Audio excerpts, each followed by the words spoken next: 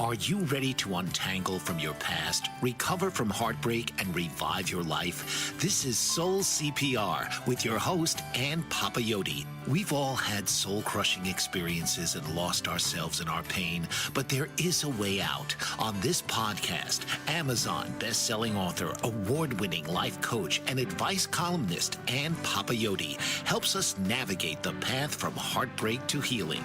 So now, please welcome the host of Soul CPR, Ann Papayoti.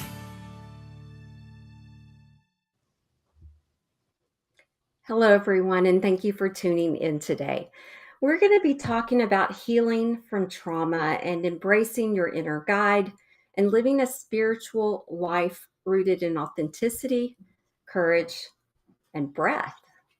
I have a very special guest joining me today. I'm excited to have made his acquaintance, and we're just getting to know each other and learning more about one another, but we feel connected already.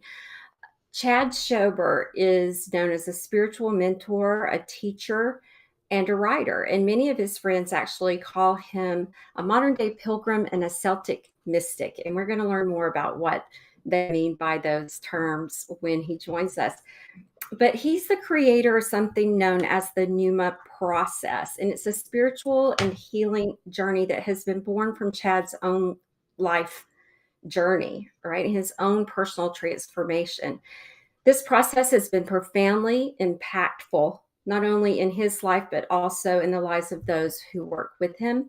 We're going to learn something about his childhood and the fact that he had a calling to the ministry, but also a sensitivity to the spiritual realm. And there's much, much more. But we're going to go ahead and bring him on, and we'll start asking those questions and getting that background information, because everybody has a story that brought them to where they're at today. And Chad's is very interesting, and it's going to help us all learn something about how we can change our lives if we choose to. So, Chad, welcome to the show. Thank you so much for having me. It's an honor to be here. Thank you, Chad. It's an honor to have you here.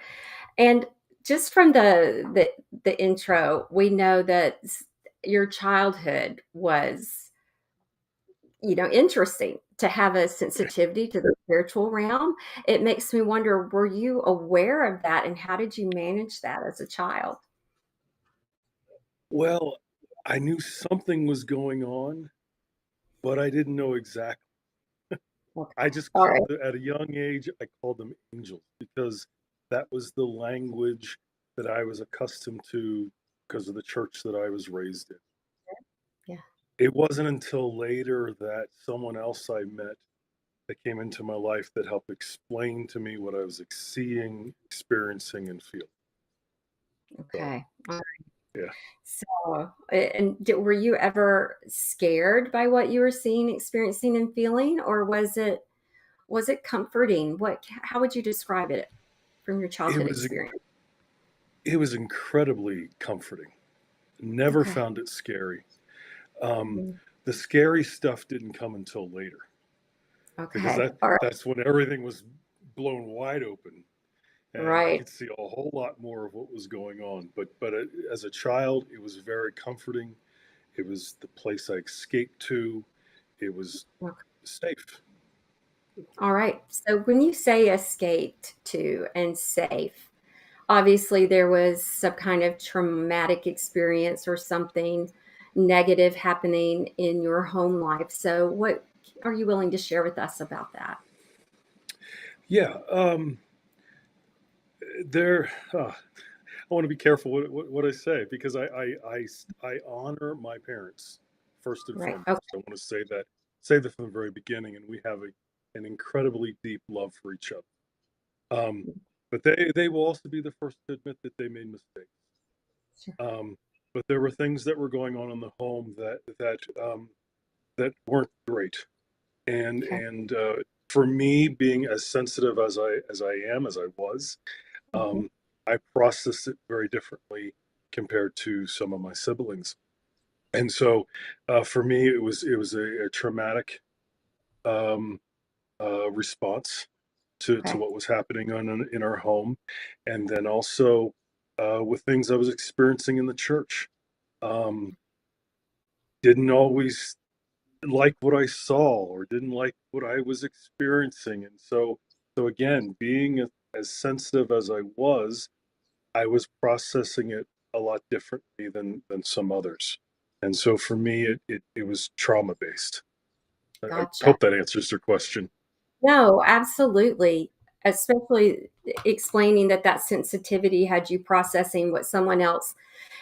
We know that two people can experience the same thing and have two very different narratives about it, right? Because of whatever else is happening with them. So that explains it perfectly. And you said this became a bit of a refuge for you during your childhood to have this spiritual connection. You also, talking about the church, and I also mentioned in the intro that you also had a calling to the ministry. So tell us a little bit about, when did you know you had a calling to the ministry, and how did that sit with these maybe internal conflicts with the church? Well, I think people, they also knew that I had a sensitivity to God. And so growing up in the church, the automatic response was, well, you need to become a pastor. Okay. And so I would say probably around 5 years old is when that's when it really started. The dreams of being up in front of a congregation, leading a church, whether in praise and worship music or preaching or whatever. And so I was constantly getting that nourishment Yeah. because of my sensitivity to God and wanting to always be in the church. And I was reading my Bible as much as I could, understanding it as much as I could, even at a young. I just always wanted to be connected to God. And so Okay. for me, because I was raised in the church, that's it became the church. And so when anything to me, I was also bullied in school. And so any time that something quite right wasn't going on at home, the spirit world is where I ran to. I'd run to my room, turn out the lights, close my eyes, and just melt into source, melt into God, because that's where I felt safe. It's where I felt better. It's where I felt understood. Yeah. Because a lot of what we were, what I was experiencing, we didn't have words for it back then, as we do now. So yeah, so yeah, I wanted to be close to God. I wanted to be in church all the time. I wanted to preach. I whatever. Okay. So what led to, or yeah, what led to your departure from, it sounds like when we say the church, I'm thinking a departure from religion Mhm. and towards spirituality. So take us from childhood on up. Did you go to seminary? I mean, what happened next? Okay, so I went to a school in Boston, small school in Boston that was affiliated with the church I was raised in, Okay. and I began my religious studies. And it was got to my no, I'm sorry, junior year, and I'm taking church history and New Testament, and I'm loving everything I'm listening to, except when we get to the formation of the church. Okay. That's when I started having questions. And I remember my professor saying to me, well, the church doctrine, the church beliefs that we all have today were based on votes. And we are supposed to believe that God had a hand in that, and that what we have was inspired by God. I said, okay, you got me there. But then Okay. the other thing that we were taught was that when we present an argument in our theological classes, we are supposed to understand the history, the society at the time, everything that was going on. Mhm. And I said, okay, well, then, if Rome was in charge of the world at the time and Rome dictated what we were to think, feel, and believe, how can you tell me God's hand was in that? Mm. That was my struggle. Okay. And from there, all the questions began. Oh my goodness. So I see that. So like when man got involved, which Yes. is, the formal religion, as you're saying, and then that's where you started seeing holes in what you were told to believe. So now you're questioning. Are you starting to question your very calling? What happened from there? Did you pull away from the church altogether, from the study of theology? What happened next? I didn't pull away immediately. I started delving into Catholicism and the Episcopal Church, Okay. because also what was happening is we were also we're also learning what the church I was raised in, what the doctrine actually said. And Okay. so there were things that were very similar to Catholicism and to the Episcopal Church. And as far as the rituals go. Okay. Now, we didn't have the ritual in the church I grew up in, but in the Catholic Church and in the Episcopal Church, you have those rituals, and I loved it from the get-go. I Okay. felt I was home for the first time in church, and I understand the language, I understand what's going on here, just having church history, and I loved it. Well, then as that started to happen, I started questioning things just certain things in the Bible that just weren't adding up, such as we're focusing more on Paul than we are on Jesus' word. We're focusing more on sin, on don't do this, don't do that, you're going to go to hell. Well, that wasn't aligning with what I was experiencing within my own spiritual journey, wasn't aligning with the all loving God that I was experiencing. How could an all loving God send me to hell? How Okay. could an all loving God say I need to go kill my enemy? This and I wasn't getting the answers I wanted, and there were some questions too when I had as a child that I'm not remembering them all in the moment. But from then it went to, okay, I need to take a step back from the church. But at the same time, I'm going, I still know there's a God. I still know I'm called to ministry, and so I went. In the Episcopal Church, they have what's called a discernment process. It's a 1 year process to determine, for you in the church to determine, are you called to ordain ministry? Okay. Got halfway through the program and knew ordained ministry is not what I'm called to, but I'm still called, and I still don't. Okay. By the way, I'm still in a lot of emotional pain from Mm. what I was experiencing as a child and also what I'm now experiencing in the church, because when I left my junior year, I felt abandoned, felt Yeah. alone, I Mm-hmm. felt misunderstood. Mm-hmm. And again, there were people that could see, my professors could see that I was in pain and I was questioning, but they also didn't know how to help. Yeah. But I didn't know at the time. Yeah. And I just became more filled with anger. Oh, wow. Okay. So this becoming filled with anger, leaving school, feeling abandoned and Mhm. alone and misunderstood, and that turning into anger, really. What did Yeah. you do with your anger? Because anger is a normal, natural emotion to feel. It's what we do with it, right? That matters. So where did anger lead you? Well, I took it inward, but not in a healthy way. I continued to emotionally beat myself up. Um, I've said this many times. I used to take the proverbial whip my back every time I got something wrong. Mm, Um, and I also overate. okay. I was at one point, I weighed almost 400 pounds, Okay. and eventually I lost a lot of that weight. But I took it inward, and I struggling with the word, belittled myself, criticized myself, condemned myself. I put myself through a living hell Yeah, you did. because I also didn't. I also felt, my family. I also never felt good enough. I never felt seen, didn't feel heard, didn't feel loved.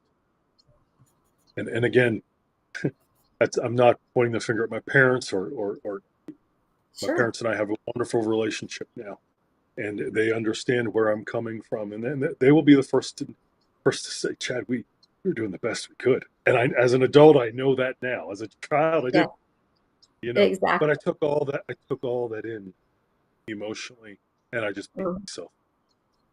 yeah. self-sabotage. I'm hearing just acts of self-sabotage, and even it became, did you ever feel self-loathing? Is that something you would describe? Did you turn that anger? Did you hate yourself for being in the position you were in, or is that something you were able to bypass? Oh, I did hate myself. I didn't love myself at all. Okay.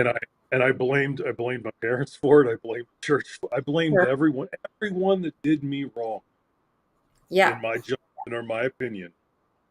I blamed them for the way I felt. I would feel better if you had just loved me. I would feel better if you had just did what God told you to do. If you just behave the way God wants you to behave, I wouldn't feel this way. I wouldn't be a victim. I wouldn't, whatever, fill in the blank. Sure.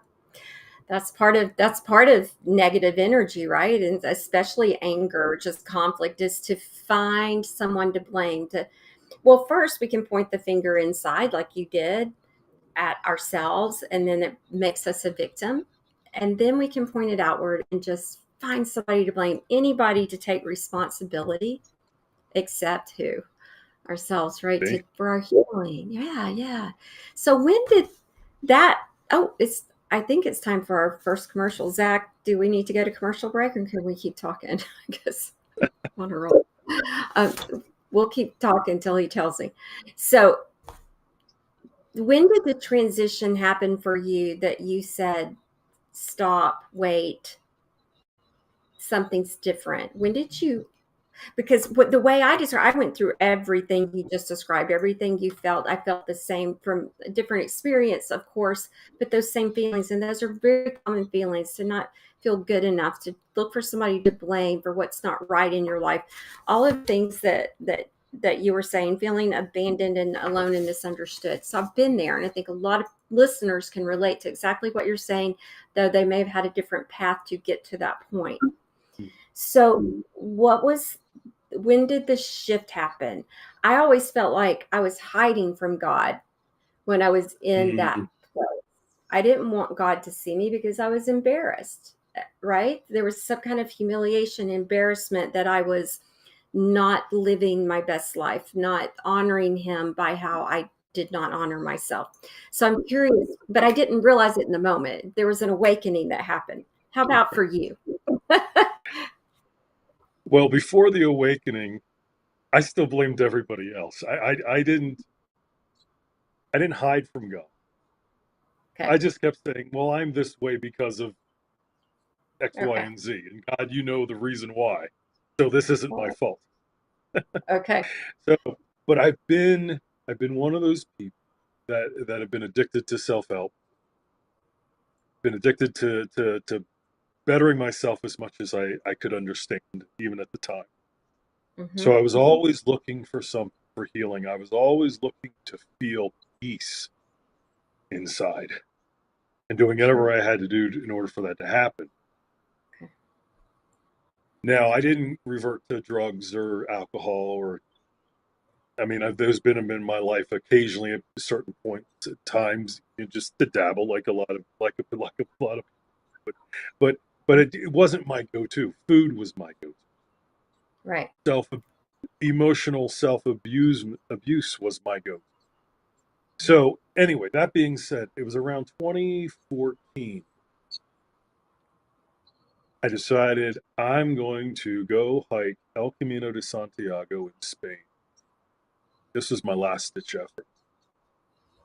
Didn't know what I was doing other than I'm just going to go hike. Took a Okay. big old backpack my first time, like so many of us do, taking more than we need, and I went, and um, I didn't know what was going to happen. Didn't have a return ticket to come home. Just this was my last ditch effort, and if this didn't work, well then, God, I'm gonna end it. That's how miserable I feel. Well, And Chad, yeah, that's amazing. And I know that if people don't know, Camino trails in Spain and France, it goes all the way from where to where? the most common path goes from the Pyrenees in France all the way to the west coast of Spain to the Atlantic Ocean. Okay. but there are several other trails. Several other trails. We're going to hear more about that. It is time for our first break. And when we come back, let's pick up there and find out about that. This is your last ditch thing to do. Let's see where that path actually led you. Good. So don't go far, everyone. We'll be back with more Soul CPR. What if there were a super tiny device that could diagnose the brain and is smaller than a single human hair? What if you could see inside the brain to help an epilepsy patient during surgery or to help the fight against Parkinson's disease? Dr. Patricia Broderick is proud to announce the Broderick Probe, a biomedical and electronic breakthrough. Imagine a probe to help with the understanding and potential cure of brain-related diseases. To learn more, listen live to the Easy Sense radio show with host Dr. Broderick, Wednesdays 7 p.m. Eastern on the Bold Brave Media Network and TuneIn Radio. And to help support the Broderick Foundation, please go to EasySense.com and learn how, with your help, we can fight these horrific brain disorders. That's EasySense.com to learn more and help support the Broderick Foundation. Author, radio show host, and coach John M. Hawkins reveals strategies to help gain perspective, build confidence, find clarity, achieve goals. John M. Hawkins' new book, Coached to Greatness, Unlock Your Full Potential with Limitless Growth, published by iUniverse. Hawkins reveals strategies to help readers accomplish more. He believes the book can coach them to greatness. Hawkins says that the best athletes get to the top of their sport with the help of coaches, mentors, and others. He shares guidance that helps readers reflect on what motivates them. We discover and assess their core values, philosophies, and competencies, find settings that allow them to be the most productive, and track their progress towards accomplishing goals. Listen to John Hawkins' My Strategy, Saturdays, 1 p.m. Eastern on the BBM Global Network and TuneIn Radio.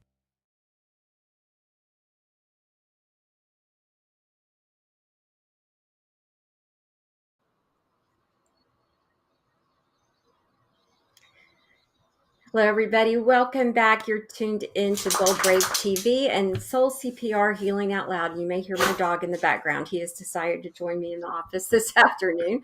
Apologize for that. But just before the break, Chad, we were talking about you had kind of gotten to that last place and you said, God, this is it. And you went on the El Camino trail that is known to be somewhat spiritual for people. I have a friend who has actually gone on the journey or whatever it's called. Tell us all about that, everything about it, what it did for you. Okay. Well, I just finished my sixth El Camino this last fall. So, and I would decide to go with a friend of mine and went a different path. But anyway, what it did for me and what it does for a lot of people is it helps us to be still, takes a moment out of life and helps us look at the areas of our lives that are not working. It just automatically does that, whether you wanted to or not. And so the first time I hated it because although I told God I'm ready to go there, I wasn't ready at that. Okay. I wasn't quite ready to look inward yet. And so things were coming up, and then I finished the first one. It took me a little longer because I had a foot injury, and this and that happened. And if anyone has hiked the trail, you know what I'm talking about. So I don't need to go into a lot of detail of everything that went wrong or didn't go right or whatever. But I decided to stay in. I went to visit Madrid right after.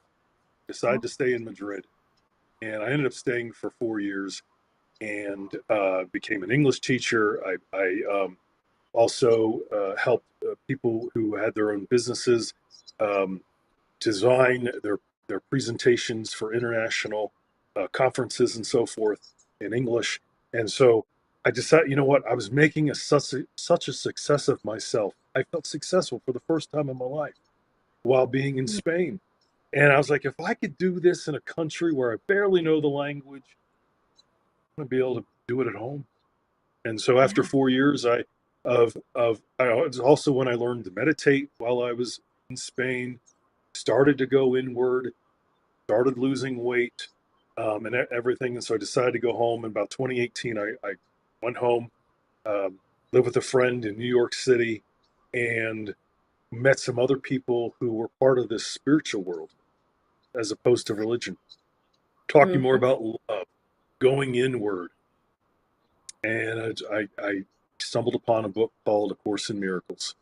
Heard about this book before, but just didn't give it much thought. But in 2018, I was hungry. I needed something else, and it was the Course in Miracles that helped me to go inward, to look at my own behavior. And it was the first time I saw my parents as my brothers and sister in Christ, or my brother and sister spiritually, but not just my parents, but everyone. Mm-hmm. And it made me look at my own behavior and stop pointing the finger at everyone else for the reason I was upset, for the reason I was hurting emotionally, Mm-hmm. for the reason emotional pain, or whatever. And it literally transformed my thoughts, not my heart. My heart was fine. Yeah. It was my judgments. It was my thinking. It were my beliefs. All needed to be radically transformed, and they were. And that is what that book is what saved my life. It's amazing. Thank you for sharing that, because I think that, well, I believe, in fact, I know that all change starts with awareness. And sometimes we hear our truth somewhere else, in someone else's story, in a book, and something will be that inspiration, that motivation, to have us change our path or our journey. So this first walk on El Camino, you said you weren't ready for it. So was it after this book that you went back? Well, while I lived in Spain, I hiked it another 4 times because Okay. I realized, because after the first time I didn't like it. It was when I started to sit with what I experienced emotionally that I Hmm. realized this was good for me. And so I Okay. kept going back. So I went a total of 4 times while I lived in Spain. And it was that point, those other 3 times, that I allowed God to show me where I was judging, where I was pointing the finger, where I wasn't being responsible. That was kind of the surface level, Yeah. the very beginning. It was the Course in Miracles that helped me go deeper. But Mm. living in Spain, it made me realize I was not taking responsibility for my own life. Yeah. I was I was still blaming my parents. I was still Yeah. blaming other people that I didn't have a career, that I didn't have what fill in the blank. Hmm. Yeah. And so that's what led me to, well, if I can be a success in a foreign country, I want to be a success at home. And I that doesn't mean getting, a certain amount of followers on social media, or having X amount of money in my bank account. It was me living my life. That's right. Living well. That's yes. Living Yes. well. And we all define that perhaps, in our own ways, but I know what you mean, and you and I are aligned in that Mm, way. And when I talk to people, when I'm working with private clients, and often they come to me because something's happened in their lives and they're struggling, to understand it, to move through it and beyond it. But often, because it's something that is unexpected change, or that they've decided change has to happen, they're in a negative place. So they're either victim or conflict energy. And to get them to understand, the only way out of that, if we consider that the bottom, is up. And the first ray of sunshine up is taking responsibility for your life. And once you yeah. do that, everything starts to change, and you see everything differently, and you hear everything differently. You learn to let go of judgments, and you can then have these presuppositions that the people in our lives who hurt us were doing the best they could with the awareness, the knowledge, the whatever that they had to give at the time we were with them. And My dog is eating my homework, so sorry. I had to grab that real quick. But so I love that was really the turning point, and that taking responsibility for your life. And I imagine that really influences your work today, does it not? Oh, absolutely. Absolutely. Because I realized I wasn't the only one. Yeah. Even though even though there were people in my life telling me, Chad, you're not taking responsibility. I quickly started to realize, well, you know what? Many of us don't. And I see one of the things, even as a child, and with the spiritual gifts I have, I'm able to see through people. I'm Mm. able to see through the bull crap, and I've had to really learn how to be loving with that, Okay. and not judging when I do see that. Yes. And so, um uh yeah, Well, that was a big one. That was a big one.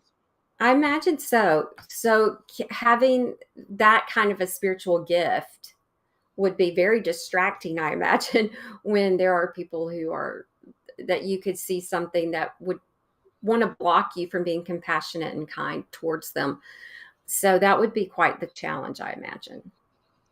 It was, especially as a child, because I didn't know exactly what was going on, but I was able to look at an adult and go, "You're not telling the truth. I don't know how I know, but you're not being honest right now." And that led to that also compounded the anger I was feeling. So I'd see all this what I called judged as hypocrisy, Sure. and go, if I see adults doing it, why do I have to take responsibility as a child? Hmm. And it's It probably didn't the make same, sense to me. right? Probably when you said you had the conflicts in the church, you saw things that didn't align. Absolutely. Okay. Absolutely. Yes. So, Chad, there's so much more we're going to talk about. It is time for our second break because we were late starting that first one, but we're going to don't go far, people. We'll be back with more from Chad because we're going to learn all about the Pneuma process, how it came to life, how it works, and all of the good stuff. So, don't go far. We'll be back with more Soul CPR. Did you know that your beliefs create your entire reality, but it's the subconscious beliefs that do most of the creating? Belief shifter and life coach Shiraz can help you identify those limiting beliefs and eliminate them, often in a single session. Like it was almost instant, like I had relief right away. Creating better health, relationships, careers, and finances. Let Shiraz help you step out of safety and into awareness. Definitely something's happening. It's like a flow inside. It feels good. Whether in person or online, Shiraz provides personal coaching, belief shifting. Visit Shiraz at energeticmagic.com or call 416-529-7429. Energetic Magic on the BBM Global Network, Tuesdays at 7 p.m. Eastern. Find your greater happiness. Be well. Be aware. Be magical.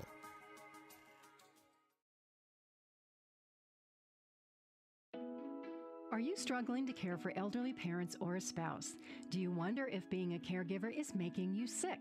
Are you worried about taking time off work to care for elderly parents and balance work, life, and caregiving? Has caregiving become exhausting and emotionally draining? Are you an aging adult who wants to remain independent, but you're not sure how? I'm Pamela D. Wilson. Join me for the Caring Generation radio show for caregivers and aging adults, Wednesday evenings, 6 Pacific, 7 Mountain, 8 Central, and 9 Eastern, where I answer these questions and share tips for managing stress, family relationships, health, well-being, and more.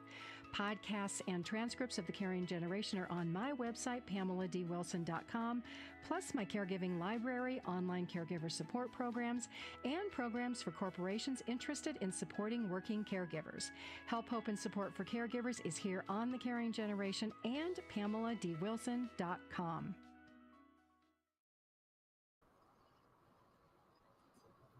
Welcome back, everyone. Thank you for tuning in today. I'm Ann Papayoti. I'm here with my friend Chad Shober, and we are talking about living an authentic life. And doesn't life get easier when you're true to yourself and you honor yourself and you love yourself and Absolutely. care for Yes. yourself. Yeah. Okay. Love that. Okay. Just wanted to make sure that we're on the same page with that too. Let's talk about the Pneuma process. And Zach has put your website on the screen for us, the pneumaprocess.com. Pneuma is spelled Pneuma. Pneuma process. How did that come to life for you? All right. Well, we got to go back to church history, and Okay. I have I mean, loved all my professors that I had. I want to say that first and foremost, because they have helped shaped my understanding of Scripture. They've helped shape my understanding of the spiritual world and what I teach. And so, pneuma is a Greek word. If those who are not familiar, it just means air or breath in Greek. Now, when the church was forming in the Council of Nicaea, there was also another word, a Hebrew word called ruha, and it means the exact same thing. And so the Greeks translated pneuma to mean what ruha means, which is the spirit or breath of God. Okay. That impacted me at the time. I just didn't know until years later how much it impacted me.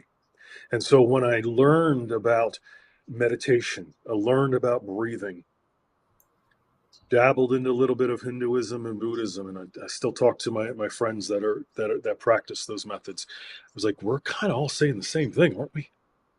Yeah. There's this movement, this air that is floating around us, that's in us, outside of us, Mhm. and it's literally the breath of God.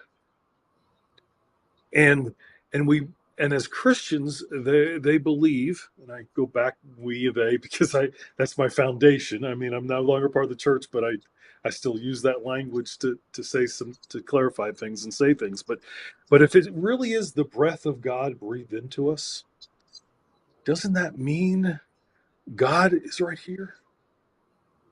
His DNA is inside of me. Her DNA is inside of me. Never heard that in the church, but No. isn't that what we're saying?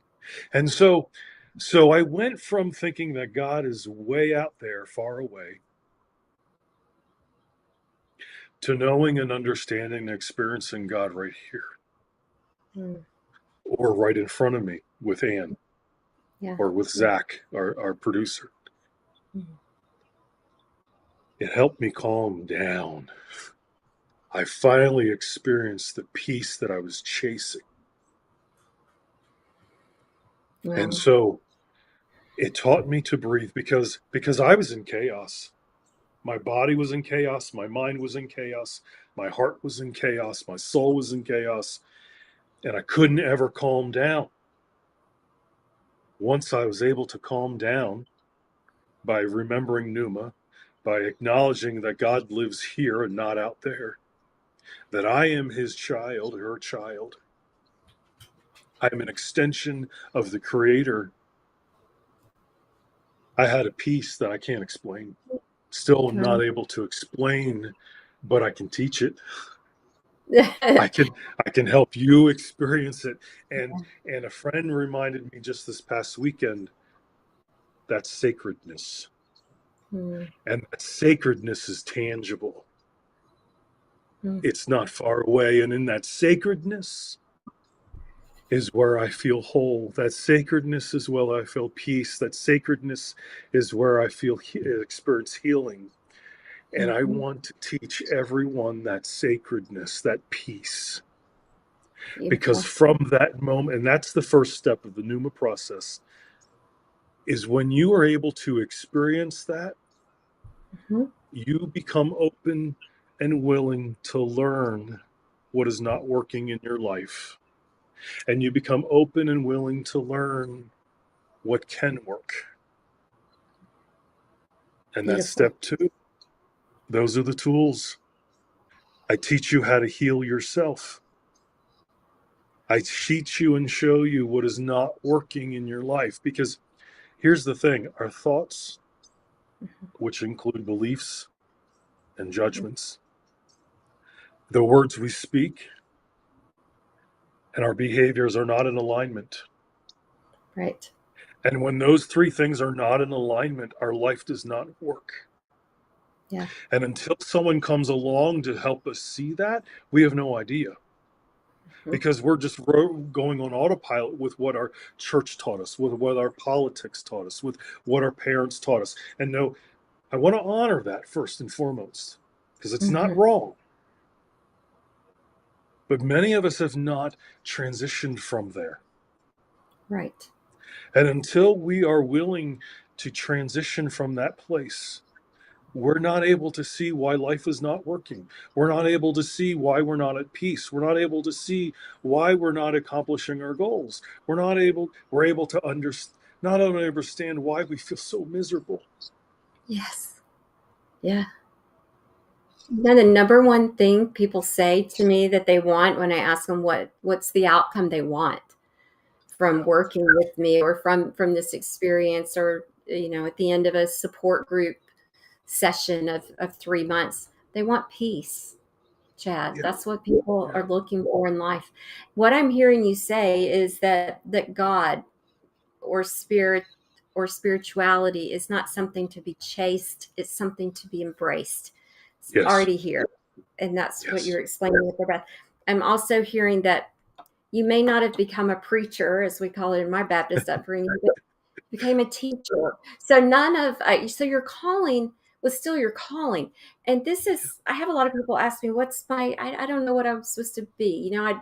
And I always take people back to their childhood because it was there. It just may not have turned out in the classic way you thought. Like you thought you'd be at a pulpit in front of a congregation. I thought I was going to be a fourth grade teacher in front of a blackboard. Sure. But we're both teachers in a different way, and we're both sharing with people and helping people learn and grow.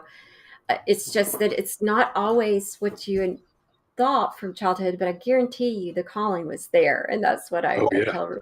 Like, what was your favorite toy? What was your favorite and thing to play? Mine was my blackboard, and my stuffed animals sit around to be my class. Anyway, there's always a clue. There are clues for us. Yeah. And everybody can go back and find out what is their walk in life if they're not happy, because a lot of people do what they think they're supposed to do, just like you're supposed to believe this and supposed to do this. So first of all, I congratulate you on kind of breaking the mold for yourself. And though it was painful, right? You went through a lot of pain, and then you went through the self-sabotage period. But it also is what then led to growth. And one thing that I've learned for sure is that the greatest pain is right before the birth. And I can say that as a mother. Okay. So as something's developing and growing, and the greatest pain is right then, but something good's going to come if you can believe that and trust in that. Something good's going to come from it, right? We can look back and see that now, and that's beautiful. But some people get stuck. And that's what we want to help them do here on Soul CPR, is recognize they can move forward. And what a great example you are of that. And now you're teaching people the Pneuma Process. You're helping them with their healing. You talk a lot about breath work as well for us as individuals, right? Talk to me about that. Wow. Yeah. Well, when I made the connection that God is right here and not far away, and made the connection that God is the author of the breath, it was easier to focus on the breath. Because when you learn meditation, they say the first thing, just focus on your breath. Just breathe in and out, focus on that, so your mind doesn't wander.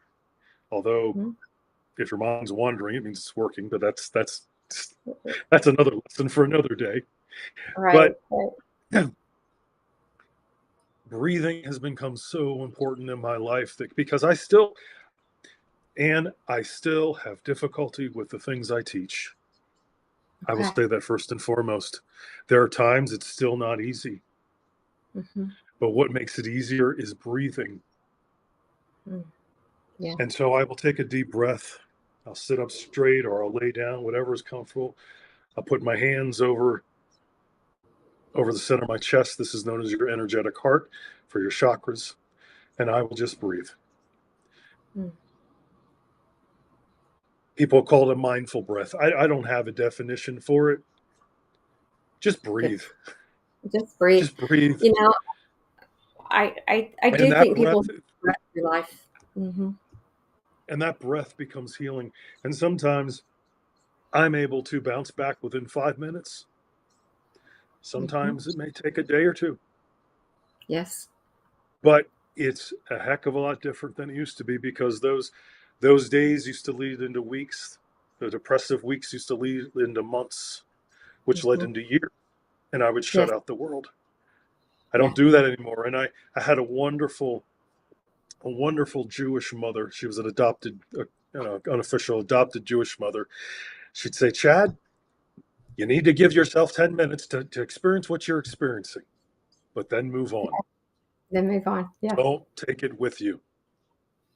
But if you need Exactly. another 10 minutes, take the 10 minutes, but honor what's happening for you. Embrace what's happening for you, because it's trying to teach you something. She was a wonderful, wonderful, wonderful woman. So, Amen to that. And I'm going to share a little something with you when we come back. Time for another commercial break. I oh think you and I my. can talk on talk. But don't go far. We'll be back with more Soul CPR and more breath work. Author, radio show host, and coach John M. Hawkins reveals strategies to help gain perspective, build confidence, find clarity, achieve goals. John M. Hawkins' new book, Coached to Greatness: Unlock Your Full Potential with Limitless Growth, published by iUniverse. Hawkins reveals strategies to help readers accomplish more. He believes the book can coach them to greatness. Hawkins says that the best athletes get to the top of their sport with the help of coaches, mentors, and others. He shares guidance that helps readers reflect on what motivates them. Rediscover and assess their core values, philosophies, and competencies. Find settings that allow them to be the most productive and track their progress towards accomplishing goals. Listen to John Hawkins' My Strategy, Saturdays, 1 p.m. Eastern on the BBM Global Network and TuneIn Radio. Did you know that your beliefs create your entire reality, but it's the subconscious beliefs that do most of the creating? Belief shifter and life coach Shiraz can help you identify those limiting beliefs and eliminate them, often in a single session. Like it was almost instant, like I had relief right away. Creating better health, relationships, careers, and finances. Let Shiraz help you step out of safety and into awareness. Definitely something's happening. It's like a flow inside. It feels good. Whether in person or online, Shiraz provides personal coaching, belief shifting. Visit Shiraz at energeticmagic.com or call 416-529-7429. Energetic Magic on the BBM Global Network, Tuesdays at 7 p.m. Eastern. Find your greater happiness. Be well. Be aware. Be magical.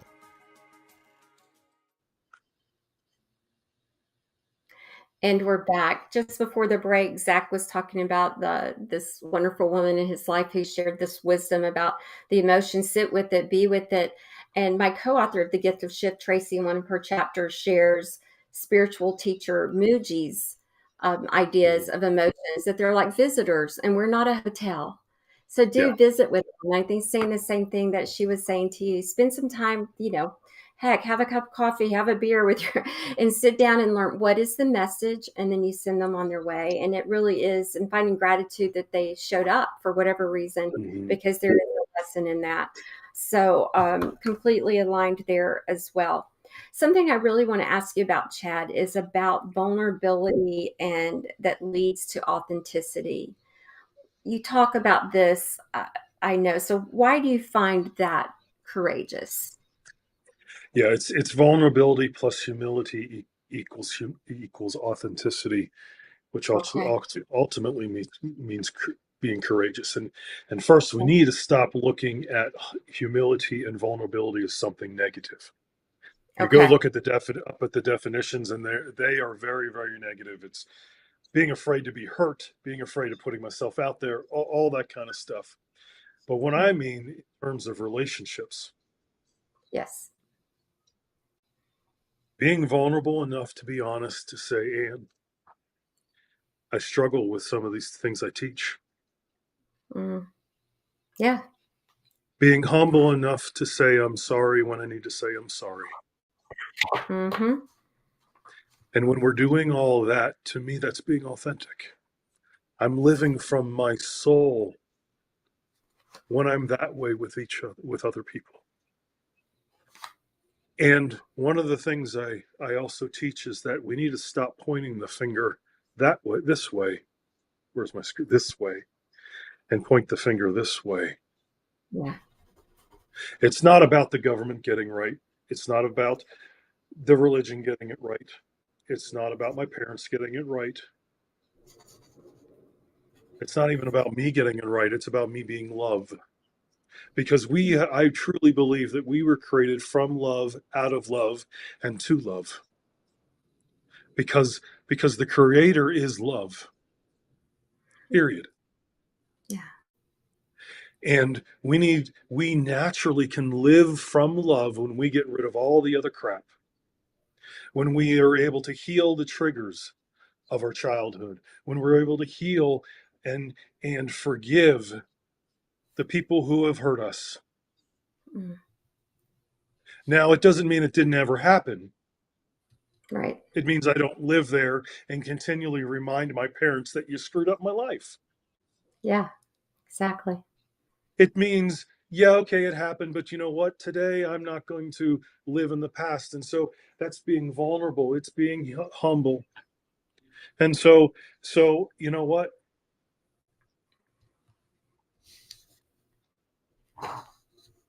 I still have peace though, because Yeah. I need the negativity to tell me where I need to heal. I need the negativity to tell me where I need to be more loving.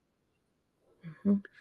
But, and let me ask you, are you more willing to be in a relationship with someone who's willing to say they're sorry?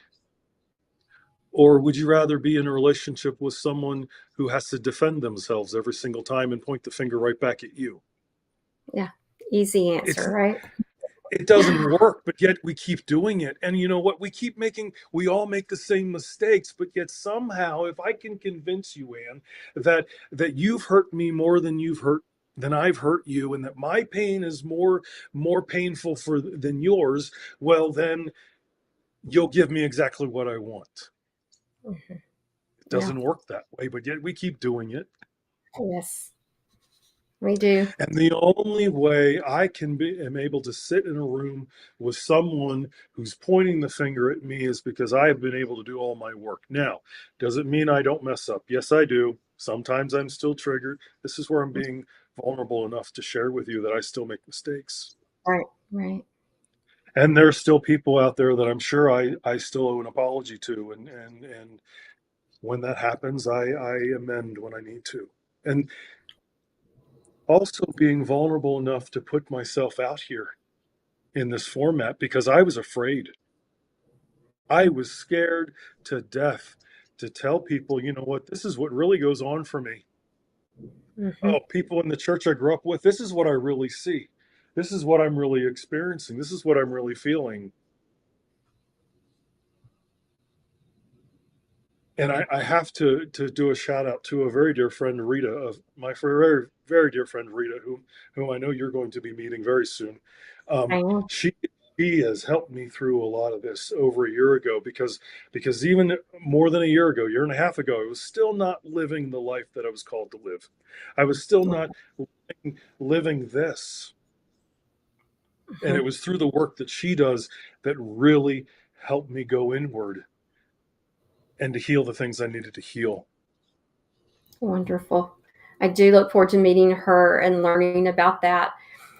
Chad, as we're kind of coming to the close of this Yeah. show, I want people to know how to contact you, but also if you had a key takeaway for the audience today, as they're listening, and someone may feel disconnected from spirit or from their breath, and what would be the first step you would guide them to take? Breathe.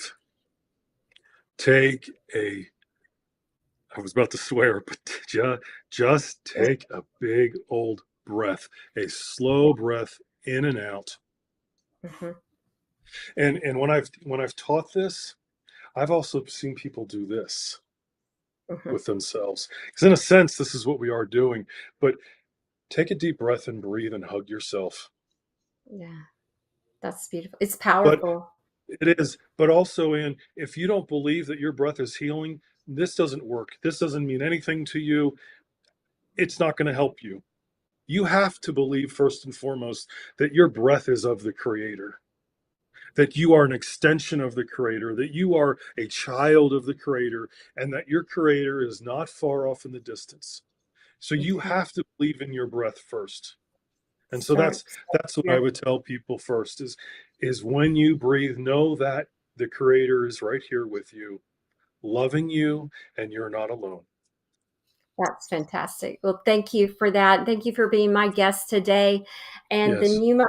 pneumaprocess.com is your website, correct, Chad? And then we've got Yes. all the social media links in the show notes for anyone who wants to get in touch with you and follow up on this, or even have maybe their own Pneuma Process healing journey begin with you.